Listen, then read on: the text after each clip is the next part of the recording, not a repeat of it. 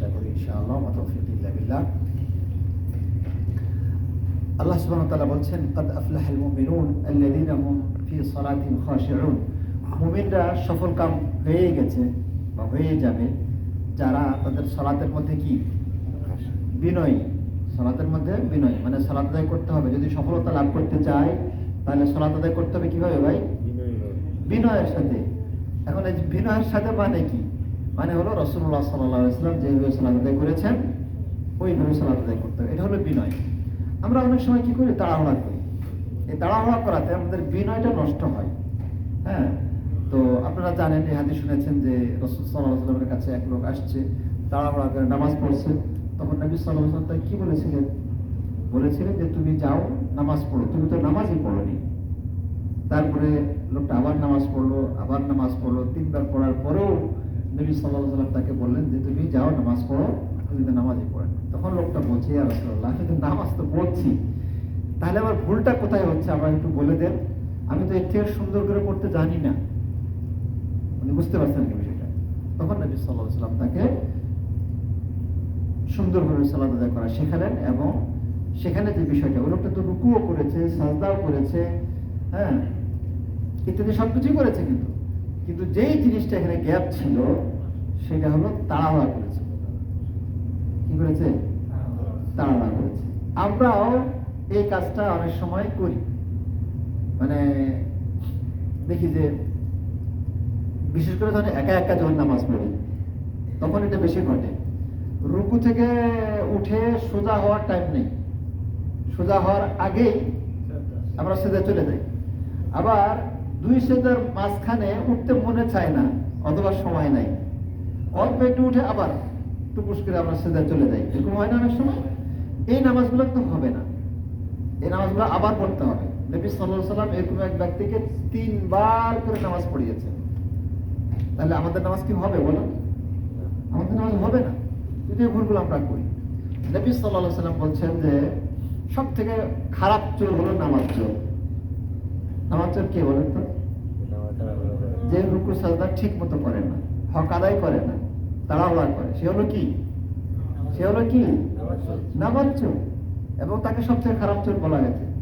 মানে টাকা পয়সা, ধন দৌলত, সোনা দানা চুরি, মানুষ চুরি করে, এর থেকে খারাপ চোর হলো কি? যে নামাজ ঠিক মতো আদায় করে না। তো সফলতা পেতে হলে খালি কোনো মতো নামাজ পড়লে হবে না, নামাজটা পড়তে হবে সুন্দরভাবে, যত্ন সহকারে, খুশু খুজু সহকারে, আল্লাহর ভয় ভীতি নিয়ে, কিভাবে? যেভাবে রাসূল সাল্লাল্লাহু আলাইহি ওয়াসাল্লাম শিক্ষা দিয়েছেন, ওইটাই হলো সব থেকে খুশু খুজু এবং সুন্দর নামাজ। নামাজের গুরুত্ব অপরিসীম। আমরা নামাজের গুরুত্ব বিষয়ে আজকে আলোচনা করব না। আজকে কয়েক মিনিট আমরা যে সময় পাবো সেখানে আমরা এই নামাজের আগে পরে যে সুন্নাতগুলো পড়া হয় এগুলো সম্পর্কে একটা কথা বলবো। তার আগে নামাজে কাতারবন্দি হওয়া সম্পর্কে একটা হাদিস শুনে তারপর আগাচ্ছি। জাবের রাদিয়াল্লাহু আনহু বলছেন যে রাসূলুল্লাহ সাল্লাল্লাহু আলাইহি ওয়াসাল্লাম বলছেন যে একদিন রাসূল সাল্লাল্লাহু আলাইহি ওয়াসাল্লাম সাহাবীদের বলছেন, আলা তাসুফুনা কামা তাসুফুল মালায়েকা, আচ্ছা তোমরা ওইভাবে, ঠিক ওইভাবে দাঁড়াও নামাজে যেভাবে ফেরেশতারা নামাজে দাঁড়ায়। সাহাবায়ে বলছে, ইয়া রাসূলুল্লাহ, ফেরেশতারা কিভাবে নামাজে দাঁড়ায়? তখন নবী সাল্লাল্লাহু আলাইহি ওয়াসাল্লাম বললেন যে ইউতিমুনা সুফুফাল আউওয়ালা ওয়া তারাসুনা ফিস সাফ, তারা আগের কাতার আগে পুরা করে, সামনের কাতার ফাঁকা রেখে, গ্যাপ রেখে পেছনে দাঁড়ায় না, আগের কাতার পুরা করে, তারপরে কাতার পুরা করে, তারপরে পুরা করে। আর এরা ফেরেশতারা একদম সীসা ঢালা প্রাচীরের মতো, ইয়াতারাসুনা ফিস সাফি, মানে সীসা ঢালা প্রাচীরের মতো মজবুত হয়ে, ঘন ঘন হয়ে তারা দাঁড়ায়, মাঝখানে ফাঁক রাখে না শয়তান ঢোকার জন্য। নবী সাল্লাল্লাহু আলাইহি ওয়াসাল্লাম বলেন যে ফেরেশতারা এইভাবে দাঁড়ায়, তোমরা ওইভাবে দাঁড়ায় নামাজের মধ্যে। তাহলে নামাজের মধ্যে কাতারে কিভাবে দাঁড়াবো সেটা আমরা এখানে পেলাম আর কি। নবী সাল্লাল্লাহু আলাইহি ওয়াসাল্লাম বলছেন যে লাউ ইয়ালামুন নাসু মা ফি নিদাই ওয়া সাফিল আউয়ালি সুম্মা লাম ইয়াজিদু ইল্লা ইয়াস্তাহিমু আলাইহি লাস্তাহাম। প্রথম কাতারেও মানুষ নামাজ পড়ে, শেষ কাতারেও নামাজ পড়ে, মাঝ কাতারেও নামাজ পড়ে। উত্তম কোনটা? বেশি ফজিলতপূর্ণ কোনটা? প্রথম কাতারে।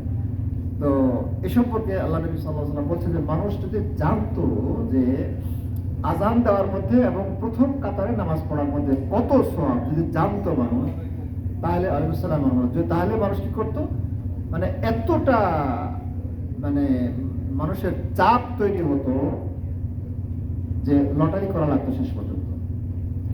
এবং লটারি করা দরকার হলেও মানুষ লটারি করতো, তারপরে প্রথম কাতারে নেওয়ার জন্য একটা একটা প্রতিযোগিতা, একটা সংগ্রাম করত। কিন্তু আমরা এখানে এই সংগ্রামটা আমরা করি না। রাসূল সাল্লাল্লাহু আলাইহি ওয়াসাল্লাম বলছেন যে খায়রুস সুফুফির রিজালি আউয়ালুহা, পুরুষদের উত্তম কাতার হলো প্রথম কাতার। প্রথম কাতার হলো উত্তম কাতার, তারপরেরটা তার মানে কম উত্তম, তারপরে তার একটু কম উত্তম, এইভাবে। হ্যাঁ, কোন মহিলা যদি মানে মসজিদে যদি মহিলাদেরও ব্যবস্থা থাকে, তাহলে মহিলাদের কাতার কিন্তু পেছনে একটা উত্তম, মহিলাদের কাতার এরকম 3-4 কাতার মহিলা হলো উত্তম কাতার কোনটা, পেছনে একটা, মহিলাদের ব্যাপার আর কি। এখন আমরা মহিলাদের অবস্থা ধারণ করেছি, মানে পেছনে থাকার চেষ্টা করি, পেছনে থাকতে পছন্দ করি। হ্যাঁ, জুমার নামাজে আগেও যদি আসি, পেছনে দেওয়ালে হেলান দিয়ে আমরা চুপ করে বসে থাকি, মানে মহিলা মহিলা ভাব আর ভাই, এটা তো ঠিক না, বুঝতে হবে আমাদেরকে। আচ্ছা, তারপরে এই মর্মে আসলে অনেক হাদিস রয়েছে। তো চলুন আমরা কিছু সুন্নত নফল যে আগে পরে যে আদায় করি এই সম্পর্কে একটা হাদিস আমরা শুনি। উম্মুল মুমিনিন উম্মু হাবিবা রাদিয়াল্লাহু আনহা, উম্মু হাবিবার বাবার নাম জানেন? আবু সুফিয়ান রাদিয়াল্লাহু আনহু। আবু সুফিয়ানের আগে, বাবার আগে তিনি ইসলাম গ্রহণ করেছিলেন। উম্মু হাবিবা রাদিয়াল্লাহু আনহা তিনি বলছেন যে রাসূলুল্লাহ সাল্লাল্লাহু আলাইহি ওয়াসাল্লামকে আমি বলতে শুনেছি, মা মিন আবদিন মুসলিমিন ইউসাল্লি লিল্লাহি তাআলা কুল্লা ইয়াউমিন 12 রাকাতান তাতাওয়ান গায়রুল ফরিদা। কোন মুসলিম ব্যক্তি যদি দিনে রাতে ফরজের পরে, ফরজ তো পড়তেই হবে, ফরজের পরে যদি 12 রাকাত নফল সালাত আদায় করে, 12 রাকাত নফল সালাত যেটাকে আমরা সুন্নতে মুআক্কাদা বলছি আর কি, এটা যদি আদায় করে তাহলে কি হবে? ইল্লা বানাল্লাহু লাহু বাইতান ফিল জান্নাহ, তাহলে জান্নাতে আল্লাহ তার জন্য একটা ঘর তৈরি করে দেবেন। সুবহানাল্লাহ। ঘর তৈরি দেওয়ার মানে কি জানেন? মানে এই লোকটা জাহান্নামে যাবে না, এই লোকটা জান্নাতে যাবে, তার জন্য ঘর স্পেশাল ভাবে প্রস্তুত করে রাখা হয়েছে। আল্লাহু আকবার। কয় রাকাত নামাজ? 12 রাকাত সুন্নতে মুআক্কাদা। তারপরে বলছে আলা আও ইল্লা বুনিয়া লাহু বাইতুন ফিল জান্নাহ, মানে জান্নাতে তার জন্য ঘর তৈরি করা হবে। আর এই হাদিসটা উম্মু হাবিবা রাদিয়াল্লাহু আনহা বলছেন যে হাদিসটা আমি যেদিন আল্লাহর নবী সাল্লাল্লাহু আলাইহি ওয়াসাল্লামের মুখ থেকে শুনেছি, সেদিন থেকে নিয়ে আজ পর্যন্ত আমি কোনোদিন এই আমলটা আমি বাদ দিইনি। বুঝলেন এই কথা? কোনোদিনই বাদ দিইনি। আবার তার কাছ থেকে আম্বাসা তাবেঈ তিনি বলছেন যে আমি উম্মু হাবিবার কাছ থেকে যেদিন হাদিসে শুনেছি, সেদিন থেকে আজ পর্যন্ত আমি এই হাদিসের আমল কোনোদিনই আমি ছাড়িনি, কোনোদিনই ছাড়িনি। দেখছেন তারা কিভাবে সুন্নত নামাজগুলোকে গুরুত্ব দিয়েছেন। আর আমাদের সমাজে ফরজটা কোনো মতো শেষ হতে দিন, তারপর দরকার হলে মানুষের ঘাড়ের উপর দিয়ে দৌড় দাও, মানুষ নামাজ পড়তেছে, ধৈর্যের সময় নেই। অথচ হাদিসে আসছে যে নামাজের সামনে দিয়ে গেলে কত গুনাহ হবে যদি মানুষ জানতো। 40 বছর দাঁড়ায় থাকা লাগলেও দাঁড়ায় থাকতো, তারপর নামাজের সামনে দিয়ে যেত না। দেখেন কোথায় হাদিসের আমাদের চালচরণ, কি অবস্থা। আল্লাহু আকবার। তো 12 রাকাত, এই 12 রাকাত সুন্নতে মুআক্কাদা। আবার এটা 10 রাকাতও পড়া যায়, 10 রাকাতও পড়া যায়। সেটা হলো যোহরের পূর্বে যে 4 রাকাত, সেটা কখনো কখনো যে 2 রাকাত আদায় করে তাহলে সেটাও করা যেতে পারে আর কি। তো 12 রাকাত সুন্নতে মুআক্কাদা, যার কারণে জান্নাতে ঘর তৈরির ঘোষণা দেওয়া আছে। সেই 12 রাকাত কোন 12 রাকাত? ফজর নামাজের পূর্বে 2 রাকাত যে সুন্নাহ, এটা সুন্নতে মুআক্কাদা। তারপরে যোহরের পূর্বে 4, যোহরের পরে 2, কয়টা হলো? 8 হয়ে গেল। আর এশা মাগরিবের পরে 2, এশার পরে 2, কয়টা হলো? এই 12 রাকাত সুন্নতে মুআক্কাদা।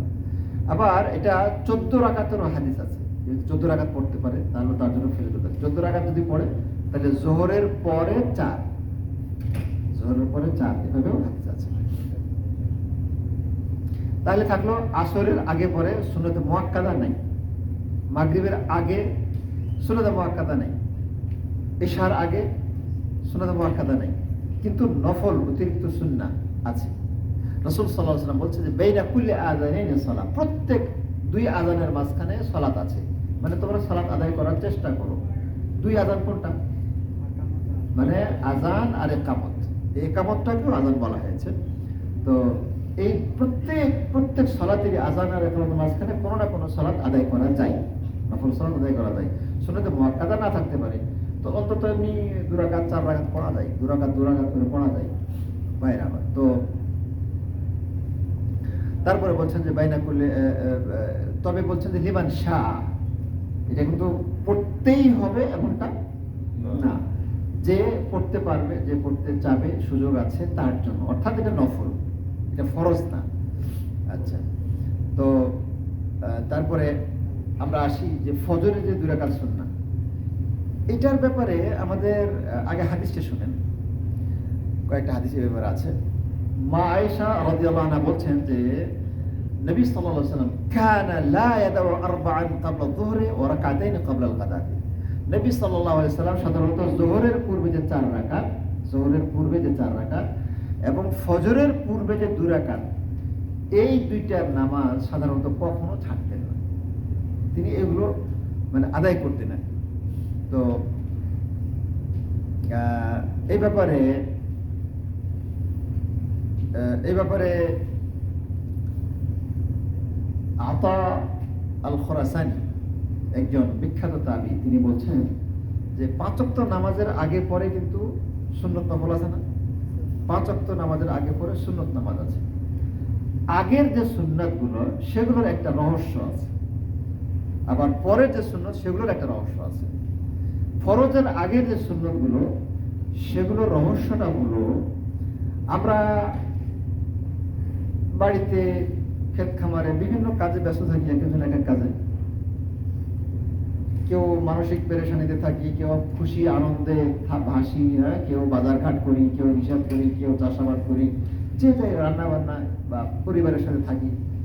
তো ধরেন যে আপনি খেলা দেখছেন, আজান হলো, দৌড় দিয়ে এসে আপনি ফরজ নামাজে শুরু করে দিলেন, তো মাথার মধ্যে কি ঘুরবে? খেলাধুলা করবে না, ওটাই তো ঘুরবে।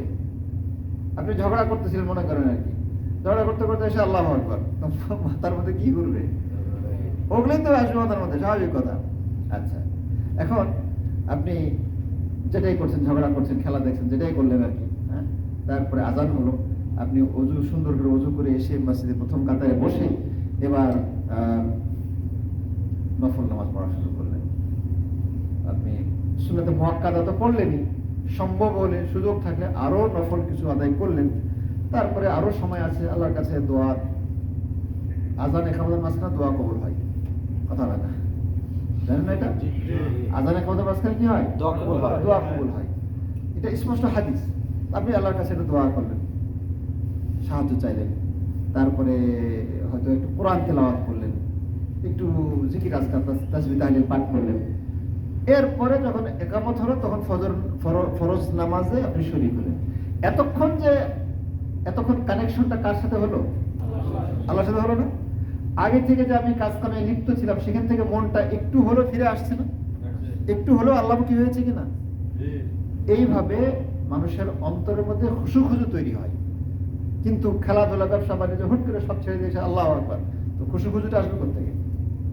এই জন্য এই সুন্নাহ হলো ফরজকে সুন্দরভাবে আদায় করার এটা পূর্ব প্রস্তুতি।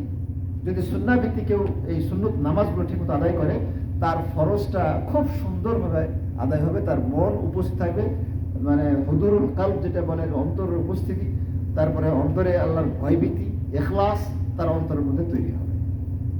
আর এটা হলো ফরজের জন্য এক প্রকার প্রোটেকশন। আর যদি কেউ সুন্নত ঠিক রাখে, তার ফরজের জামাত ছুটবে ভাই? বুঝে নেই মনে হয়। একটা মানুষ আগের সুন্নতগুলো ঠিকমতো আদায় করে, তো ফরজ জামাত ছুটবে কোথেকে? ও তো আগে থেকে এসে বসে আছে, সুন্নত আদায় করতেছে, ঠিক না? তাহলে তার ফরজের জামাত ছোটার সুযোগ নাই। তাহলে এই জন্য সুন্নতগুলোর প্রতি যত্নশীল হতে হবে, তাহলে ফরজ পরিপূর্ণভাবে ঠিকঠাক মতো আদায় হবে। আর ফরজের পরে যে সুন্নত সেগুলো কেন? সেগুলো হলো এই যে ফরজটা আদায় করলাম, এর মধ্যে কোনো ভুল হতে পারে না, ত্রুটি বিচ্যুতি হতে পারে না, একটু হয়তো ইখলাস খুলুসিয়াতের মধ্যে, নিয়তের মধ্যে, ওযু গোসল ইত্যাদি আমাদের অজান্তে কোনো ভুল ভালো হতে পারে কিনা? এই ফরজের যে গ্যাপগুলো তৈরি হয়, ভুল ভ্রান্তি হয়, পরের সুন্নত নফলের মাধ্যমে সেই গ্যাপগুলো মাফ হয়ে যায়। তাহলে সুন্নত নফলের কি দরকার আছে নাকি ফরজ নামাজ পড়ে এক দৌড়? এই হলো আমাদের অবস্থা। সময়ত ভাই বন্ধুগণ, রাসূল সাল্লাল্লাহু আলাইহি সাল্লাম ফজরের 2 রাকাত নিয়মিত আদায় করতেন। অপর একটা হাদিসে মা আয়েশা রাদিয়াল্লাহু আনহা বলছেন যে লাম ইয়াকুন নবী সাল্লাল্লাহু আলাইহি সাল্লাম আলা শাইইন মিন নওয়াফিল আশাদ্দ তাআবুদান মিনহু আলা রাকাতাইল ফজর। সহিহ বুখারী মুসলিমের হাদিস। রাসূল সাল্লাল্লাহু আলাইহি সাল্লাম ফজরের 2 রাকাত সুন্নতকে পড়ার জন্য, আদায় করার জন্য যত সচেষ্ট থাকতেন, যত আন্তরিক থাকতেন, যত প্রচেষ্টা করতেন, অন্য কোন নামাজের ব্যাপারে এত সতর্কতা, এত চেষ্টা তিনি করতেন না। ফজরের 2 রাকাত সুন্নতের প্রতি তিনি এত সজাগ থাকতেন, এত সক্রিয় থাকতেন, কোনোভাবে না জানি ছুটে না যায় ফজরের 2 রাকাত সুন্নাত। রাসূল সাল্লাল্লাহু আলাইহি ওয়াসাল্লাম ফজরের 2 রাকাত সম্পর্কে একটা তথ্য দিয়েছেন। বলছেন রাকাতাল ফাজরি খায়রুম মিনাদ দুনিয়া ওয়া মা ফিহা। মানে ফজরের যে 2 রাকাত সুন্নত, এর মূল্য কতটুকু আল্লাহর কাছে? সুন্নতের কথা, এর মূল্য কত? সারা পৃথিবীর সোনা দানা, ডায়মন্ড, প্রপার্টি, টাকা পয়সা সব যদি এক পাল্লায় দেওয়া যায়, আর ফজরের 2 রাকাত সুন্নত যদি আরেক পাল্লায় দেওয়া যায়, তাহলে এই সুন্নতের মর্যাদা আল্লাহর কাছে বেশি। সারা দুনিয়া, সারা শুধু জেদ্দার টাকা পয়সা না, সোনা দানা, সৌদি আরব না, সারা ওয়ার্ল্ডের যত সম্পদ আছে, যারা আমরা ফজরের সুন্নত ছাড়ি, তারা জীবনে কত বড় ফজিলত থেকে আমরা মাহরুম হয়ে থাকি, বঞ্চিত হয়ে যাই। ফজরের 2 রাকাত সুন্নত রাসূল সাল্লাল্লাহু আলাইহি ওয়াসাল্লাম কেন এত গুরুত্ব দিতেন? নবী সাল্লাল্লাহু আলাইহি ওয়াসাল্লাম একটা হাদিসে বলতেন যে লাহুমা আহাব্বু ইলাইয়া মিনাদ দুনিয়া জামিআন, সারা দুনিয়ার চাইতে আমার কাছে বেশি পছন্দ হলো এই 2 রাকাত সুন্নাত, ফজরের 2 রাকাত সুন্নাত। আল্লাহু আকবার। রাসূল সাল্লাল্লাহু আলাইহি সাল্লাম সফরে গেলে 4 রাকাত ওয়ালা নামাজ 2 রাকাত পড়তেন, বুঝলেন? যোহর আসরকে একত্রে পড়তেন, মাগরিব এশাকে একত্রে পড়তেন, ঠিক কি না? আচ্ছা, ফরজের আগের পরে সুন্নতগুলোকে পড়তেন সফরে? না, সফরে ফরজই তো কমিয়ে দেওয়া হয়েছে, সুন্নত আবার কোথায়? সুন্নত পড়তেন না, কিন্তু 2টা সুন্নত তিনি ছাড়তেন না। কোনটা? ফজরের 2 রাকাত সুন্নত আর বিতর। অনেক বলে বিতর ওয়াজিব, বিতর ওয়াজিব না, বিতর হলো এই ফজরের 2 রাকাতের মতো কি সুন্নাত। এখন সবকিছু মিলে এই পৃথিবী বিক্রি করলেও ফজরের 2 রাকাতের মূল্য হবে না। আমার যত টাকা পয়সা সারা জীবন অর্জন করেছি, তার থেকে বেশি মূল্যবান হলো আমার কি ফজরের 2 রাকাত সুন্নাত। সবার কাছে সারা দুনিয়া বিক্রি করলেও এই 2টার সমান হবে না ফজরের 2 রাকাত সুন্নাত। তাহলে ফরজের মূল্য কত? আল্লাহু আকবার, আল্লাহু আকবার। ভাইরা আমার, আমরা এই ফজরের যে 2 রাকাত সুন্নাত, এখানে একটা ভুল করি। আইসা দেখি যে জামাত শুরু হয়ে গেছে, হ্যাঁ, তখন পেছনে আমরা ফজরের সুন্নাত আদায় করার জন্য দাঁড়ায় যাই, এদিকে জামাত কিন্তু শুরু হয়ে গেছে। এই জায়গাটা আমাদেরকে সঠিকটা জানতে হবে। সঠিকটা হলো যে ফজরের 2 রাকাত সুন্নাত ঠিক আছে, আপনি আদায় করবেন, কিন্তু জামাত যদি দাঁড়িয়ে যায়, একামত হয়ে যায়, তখন কিন্তু আর সুন্নাত আদায় করা যাবে না। তখন এসে আপনি ফরজে শুরু করবেন। ফরজ শেষ করার পর সাথে সাথে না, একটু দেরি করে, একটু দূরে, একটু জায়গা চেঞ্জ করে তারপরে আপনি সুন্নত আদায় করতে পারবেন। এমনকি বেলা ওঠার পরেও যদি চান, বেলা ওঠার পরেও আদায় করতে পারবেন। কিন্তু ফরজ শুরু হয়ে গেছে, তখন কিন্তু আর কোনো সুন্নত আদায় করা যাবে না। নবী সাল্লাল্লাহু আলাইহি ওয়াসাল্লাম বলছেন ইযা উকিমাতিস সালাতু ফালা সালাতা ইল্লা আল মাকতুবা। ফরজ দাঁড়িয়ে গেছে, তখন এই ফরজ ছাড়া আর কোনো নামাজ নেই, কোনো নামাজই নেই। কথাটাই বোঝা গেছে? আপনি সুন্নত পড়বেন ঠিক আছে, হয় একটু আগে আসেন, আবার অথবা জামাত দাঁড়িয়ে গেছে তখন আপনি সুন্নতটা পড়িয়েন না, কারণ এতে ফরজের, আচ্ছা সুন্নত কি ফরজের থেকে দাম বেশি? জি কথা বলতে আচ্ছা বলেন। শুরু করছি আমি এক রাত হয়ে গেছে বা শেষ পর্যন্ত যেমন টেবিল আমার খেলা তাহলে ছাইরা দিব না শেষ জাযাকাল্লাহ খাইরান। আচ্ছা কি আজান হবে না দেরি আছে? আচ্ছা এক মিনিট, তাহলে এটা আমি শেষ করে দেই। ভাই বলছেন যে আমি সুন্নত শুরু করেছি, আমার সময় চলন্ত অবস্থায় কি হয়েছে, ফরজ দাঁড়িয়ে গেছে, তখন কি করব? এই ক্ষেত্রে যদি তাড়াতাড়ি শেষ করা সম্ভব হয় তাহলে তাড়াতাড়ি শেষ করব, আর যদি দেখা যায় যে না এখনো আমার দেরি আছে, এই সুন্নত শেষ করতে করতে আমার তাকবীর উলা চলে যাবে, সূরা ফাতিহা হয়তো ছুটে যেতে পারে, নামাজ দাঁড়িয়ে গেছে, তখন আর সুন্নত চলবে না, সুন্নত ছেড়ে দিতে হবে। সুন্নত ছেড়ে দিয়ে আপনি ফরজে শরীক হবেন। আমার কথাটা বোঝা গেছে? অনেকে মনে করে যে নফল শুরু করলে, সুন্নত শুরু করলে এটা ছাড়া যায় না, এটা শেষ করা ওয়াজিব হয়ে যায়। না, শেষ করাটা ওয়াজিব হয়ে যায় না, সুন্নত সুন্নতেই থাকে আর ফরজ ফরজ থাকে। তো যদি মাঝখানে সুন্নত চলন্ত অবস্থায় যদি ফরজ দাঁড়িয়ে যায়, যখন দেখবেন যে আত্মাহাতটা আছি আর একটু আছে, তাহলে শেষ হয়ে যাবে, তাহলে আপনি শেষ করে দেবেন। আর যদি দেখেন যে না মানে শেষ করা যাবে না, সময় লাগবে, তাহলে আপনি সুন্নতটা ছেড়ে দেবেন, পরে আদায় করবেন। কথা বুঝছেন? আচ্ছা আদায় কি এখন সময় আছে? আচ্ছা আদানটা এখন দেন, তারপরে আমরা ইনশাআল্লাহ পরে আলোচনা করছি ইনশাআল্লাহ। আছেন কি আদান দিতে পারি? আচ্ছা ঠিক আছে।